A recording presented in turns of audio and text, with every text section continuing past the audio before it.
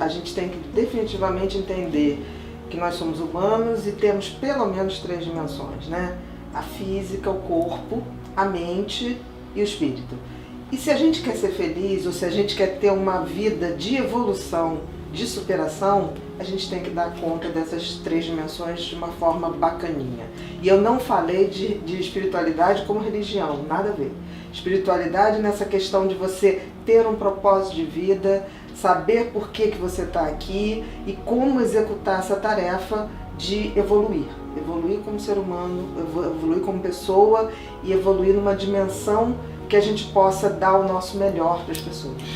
Tem sempre gente para dizer coisas máximas do tipo depressão é coisa de rico, falta-lhe um tanque para lavar de roupas, pessoas que falam você não está deprimido porque senão você estaria numa cama jogado. Então assim, essas distorções do que as pessoas julgam ser depressão, né? Que tem pessoas que estão num grau de depressão tão grande que elas têm que ser primeiro tratadas para sair do subsolo, que eu digo, para voltar ao solo, para depois começar a fazer as coisas que vão ajudar sim, que ela não deprima outra vez. Exato. Mas você pedir alguém para fazer exercício físico para tratar uma depressão é como você pedir uma pessoa que está com pneumonia para correr na praia de manhã. Quer dizer, não dá. As pessoas têm que entender que depressão ela altera muito o físico, né? O corpo como um todo. Tanto é que altera o sono, altera o apetite, quer dizer, são marcações biológicas muito grandes.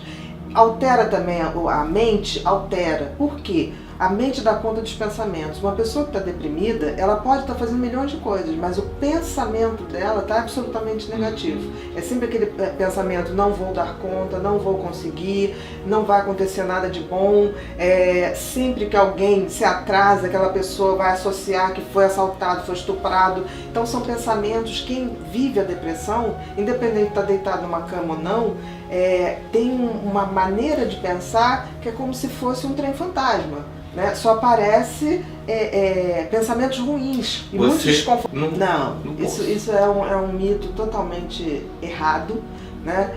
Antigamente se separava depressão em depressão inibida e depressão ansiosa. Né?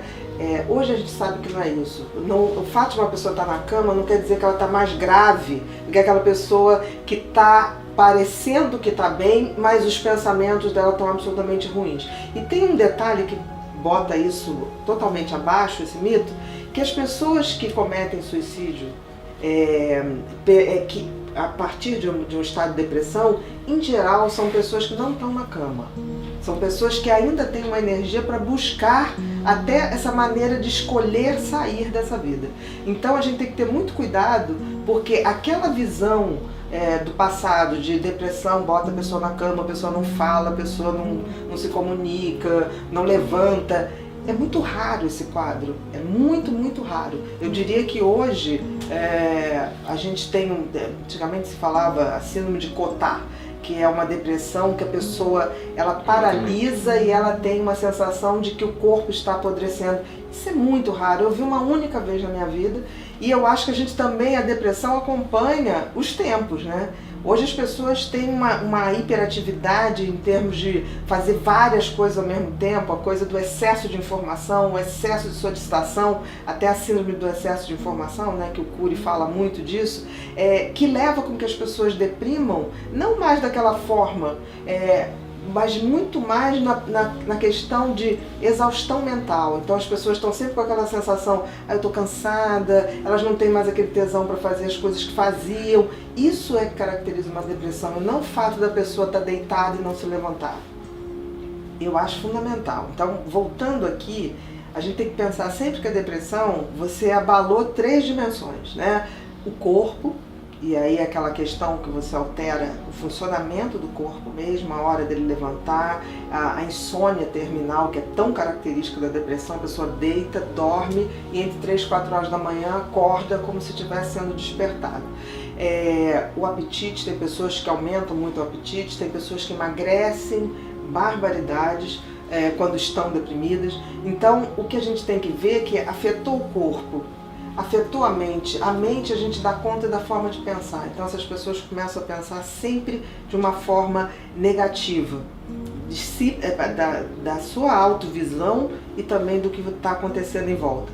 E a dimensão espiritual. Eu costumo dizer que as pessoas falam assim, você para com isso, vai não sei aonde, exerce a sua fé, porque depressão você vai superar.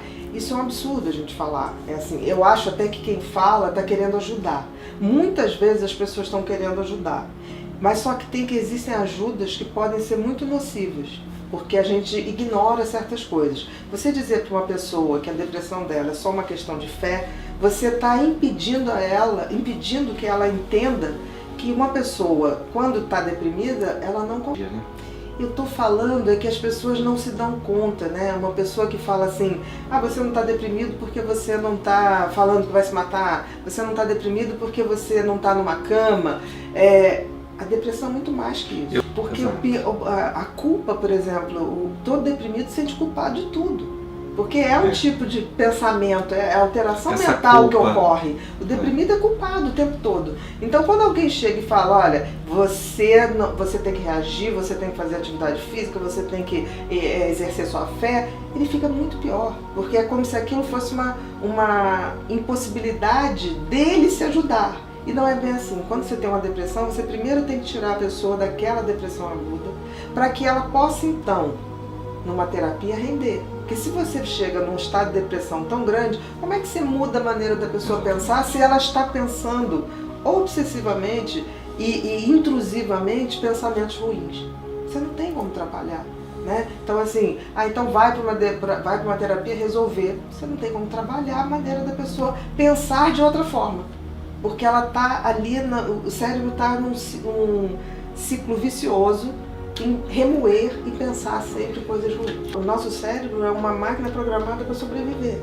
Então, o suicídio é o contrário da essência do cérebro humano. O cérebro sempre vai tentar fazer com que você viva. Ele vai impedir o tempo todo, por exemplo, se você tentar morrer por falta de respiração, não tem como. O cérebro não deixa, você vai respirar. Se você tentar, tem uma hora que volta a respirar, porque é uma máquina de sobrevivência. Então, é tão absurdo se a gente pensar que uma pessoa, quando pensa em tirar a vida, ela está indo contrário ao funcionamento mais essencial da vida humana, que é sobreviver. Então, assim, as pessoas talvez não tenham conta, não se deem conta, mas ano passado a Organização Mundial de Saúde tirou o ano para falar sobre depressão, e uma das coisas que eles colocaram é que a cada 40 segundos uma pessoa se mata, 40 minutos uma pessoa se mata ao redor do mundo.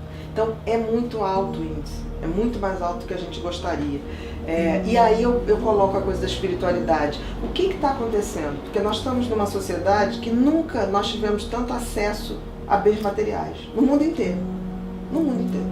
Você hoje, quando bota uma cena de uma área muito desfavorecida economicamente na África, você vê uma criança com uma camiseta Nike, com o símbolo da Nike. Aí você fala, gente, mesmo dentro dessa miséria, ou você vai numa reserva indígena, você está lá e as pessoas estão vestindo grifes. É uma coisa impressionante. Muitos falsificados, ok, mas está vestindo grife. Então o que eu estou colocando é que nunca as sociedades tiveram tanto acesso a bens materiais, tá? Em todas as suas camadas. Mas também nunca nós tivemos tantos casos de suicídio, tantos casos de dependência de drogas, tantos casos de ansiedade. O que significa isso? Que alguma coisa está fora da ordem, né?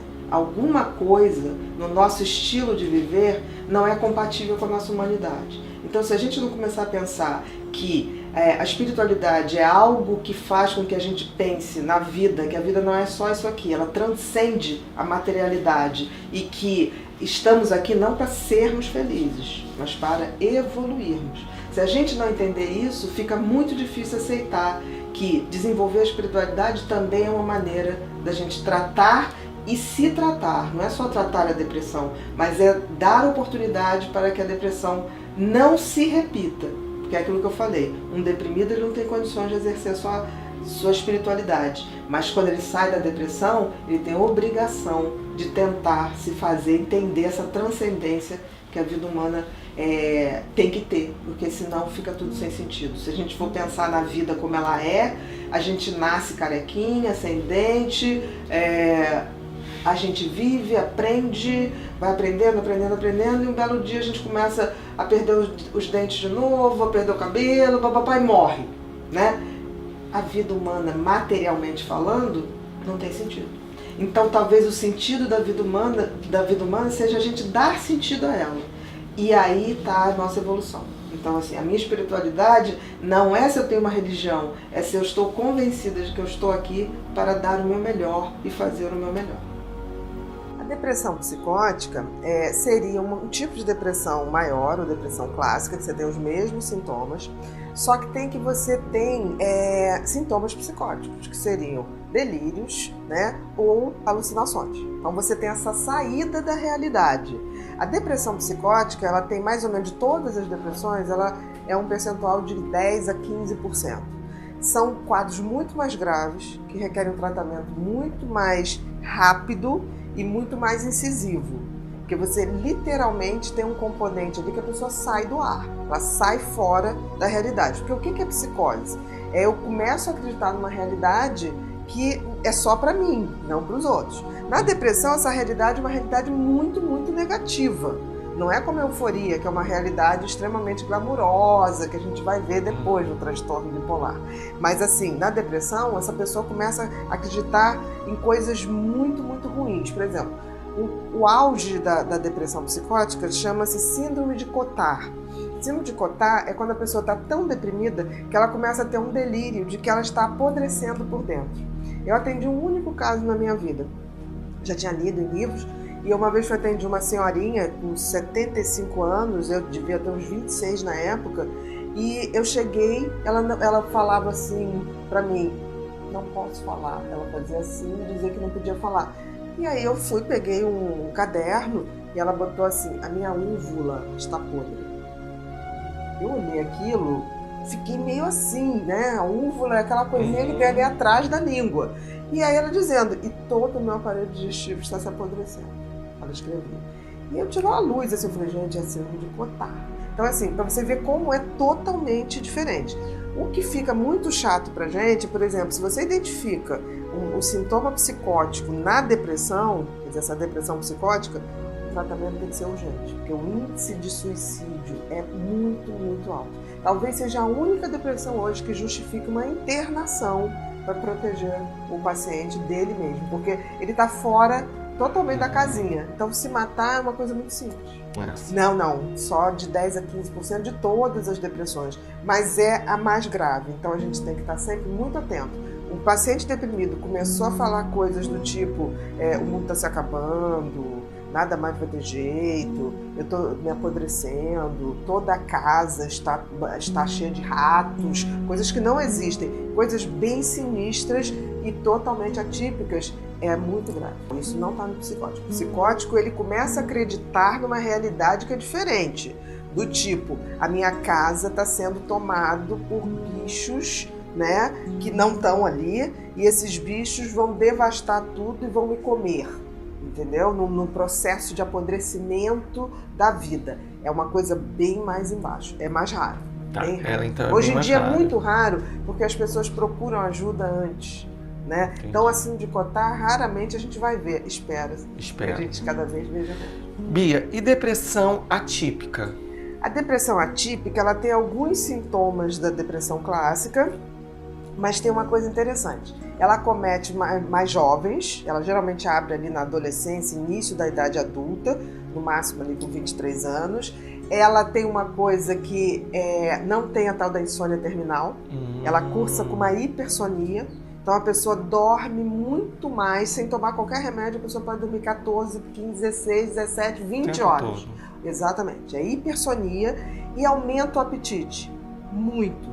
Então são pessoas que ganham peso e têm uma hipersonia absurda. Essa é a depressão atípica. A coisa mais interessante da depressão atípica, os pensamentos negativos estão lá, está tudo lá, é que a resposta terapêutica aos remédios é muito ruim. A depressão atípica, hoje, a gente tem sorte de ter estimulação magnética transcraniana, que ela responde muito mal à medicação.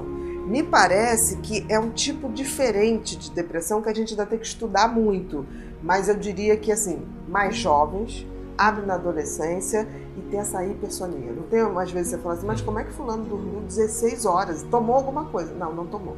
A pessoa dorme. E ela come muito. O pouco que está acordada, a pessoa come.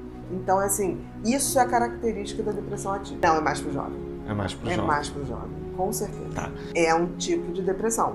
É TAS, né, que é o transtorno afetivo sazonal, que é uma denominação americana. Isso a gente consegue até entender, que é aquilo que você me perguntou em outro programa, a questão do sol, de dias mais nublados. Isso é muito característico em lugares onde você tem uma baixa de luminosidade muito grande no inverno. Países no norte da Europa, né, países como o Canadá, sempre muito frio, com uma baixa de luminosidade muito grande. Isso a gente vê, geralmente predomina no inverno, baixa luminosidade, baixa produção da serotonina, altera também a melatonina. A questão da melatonina está muito ligada à serotonina, então a gente vê. Agora, tem um quarto das pessoas que sofrem com essa, a gente seria essa coisa da depressão por mudança sazonal, por épocas, que ocorre ao contrário. Tem pessoas que têm isso, que a gente chama de transtorno sazonal às avessas, que seria no verão, no calor. Tem pessoas que deprimem no calor. É mais raro, geralmente a coisa predomina. Ninguém sabe explicar, porque não tem muito a ver com a questão da luminosidade, mas tem a ver com a temperatura. Tem pessoas que têm uma hipersensibilidade que o excesso de temperatura é como se o cérebro delas não suportasse um aumento maior de temperatura. É quase como se fosse um cérebro hipersensível à febre. Não tem gente que faz convulsão com uma febre de 37,8, por exemplo, e tem gente que tem febre de 40 e não convulsiona. Então tem a ver com a temperatura. Isso é uma coisa que a gente ainda tem que estudar muito, que a gente tem pouco conhecimento. Mas em geral predomina nos invernos, onde há uma baixa de luminosidade. Esse é o transtorno sazonal, tanto de psicoterapia quanto de medicação. Tá. Ela é atípica mesmo. Ela é atípica, bem atípica. Não, por exemplo, a psicótica, você além de fazer os remédios antidepressivos, você tem que fazer um antipsicótico. Tá? E muitas vezes você tem que realmente fazer uma coisa mais rápida, porque você precisa de uma melhora rápida, porque na depressão psicótica o risco de suicídio é muito alto. Tá? E no caso da sazonal, é interessante porque assim, você responde mais a antidepressivos serotoninérgicos e também a questão da melatonina. A melatonina funciona muito bem e tem um antidepressivo que ele é a base da serotonina, né? Nesses pacientes funciona muito bem, com certeza. Né? Tem que entender, por exemplo, melatonina funciona para alguns pacientes, outros não. Por exemplo, pessoas que vivem se deslocando para países de jet lag diferente respondem melhor. Pessoas que trabalham de madrugada respondem melhor a melatonina. Então a gente tem que estudar direitinho.